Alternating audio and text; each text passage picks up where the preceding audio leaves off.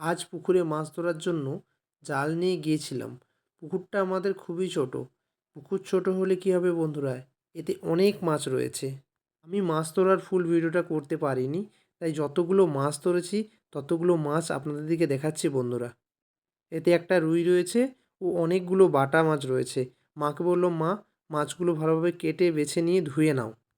মা ভালোভাবে মাছগুলোকে কেটে ও পুকুরের জলেই ভালোভাবে ধুয়ে নিচ্ছে। আমাদের এই পুকুরের জলটা খুবই ভালো, এতে কোনো নোংরা আবর্জনা এই পুকুরের জলে ফেলা হয় না। তাই এই পুকুরের জলেই আমাদের শাক সবজি মাছ সব কিছুই দেওয়া হয়। মা ভালোভাবে মাছগুলো ধুয়ে কিচেনে নিয়ে চলে এলো। কিচেনে নুন হলুদ মাখানোর পর কড়ায় ভালোভাবে তেল দিয়ে তেলটাকে গরম করে নিয়েছে মা। তেল কড়ায় ভালোভাবে গরম না হলে মাছ কিন্তু সব কড়ায় লেগে যেতে পারে। তাই মা আমাকে বারবার জিজ্ঞেস করছে, তেলটা ভালোভাবে গরম হয়েছে তো? আমি বললাম, হ্যাঁ মা, ভালোভাবে গরম হয়েছে। তাই মা প্রথমে একটা একটা করে মাছ কড়ায় দিতে লাগলো। প্রথমে একটা বাটা মাছ দিয়েছে, তারপর আরেকটা বাটা মাছ দিয়েছে, তারপর আবার একটা বাটা মাছ দেবে। তারপর একটা ছোট্ট যে পুঁটি মাছ ধরেছি সেই পুঁটি মাছটাও মা দিয়ে দিয়েছে। সঙ্গে ছোট ছোট দুটো চাকা দিয়েছে। যে রুই মাছটা পড়েছিল সেই রুই মাছের দুটো চাকাও মা দিয়ে দিয়েছে। ভালোভাবে মাছগুলোকে ভাজতে হবে তো, না ভাজলে কাঁচা রয়ে গেলে মাছগুলো ভালোও লাগবে না খেতে। তাই মা ভালোভাবে একটা একটা করে মাছ দিয়ে দিয়েছে এবং খুন্তিটা আমিই হাতে ধরে রেখেছি। ভালোভাবে মাছগুলো ভাজা হয়ে যাওয়ার পর মা সঙ্গে দুটো বড়ি ভেজেছে ও শুকনা লঙ্কাও ভেজেছে। আর আমাদের সাথে রয়েছে সাদা ভাত ও লাউ শাকের তরকারি। লাউ শাকের তরকারি আমার খুবই পছন্দের খাবার, তাই মা আমার জন্য লাউ শাকের তরকারিও করেছে। সঙ্গে রয়েছে ডাল আর ধনেপাতা এবং তাতে রয়েছে কাঁচা লঙ্কা। তারপর মাছগুলোকে ভালোভাবে কাঁটা পরিষ্কার করে নিয়েছি আমি। মা দিয়েছে সরষের তেল ও কাঁচা পেঁয়াজ।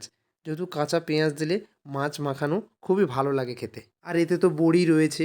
বড়ি মানেই মাছের স্বাদ সম্পূর্ণ আলাদা হয়ে যায়। মা একটু নুনও দিয়ে দিয়েছে। তারপর ভালোভাবে আমি এটাকে মাখিয়ে নিয়েছি এবং এটা ভাতের সাথে খেতে এত সুন্দর লাগে। তাই আমি ভাতে ডাল না মাখিয়ে অল্প করে মাছ দিয়ে ভাতটাকে ভালোভাবে মেখে আমি খেলাম এবং এত সুন্দর খেতে লেগেছে বন্ধুরা, কি বলবো তোমাদেরকে। তোমরাও যদি পারো একবার ট্রাই করতে পারো।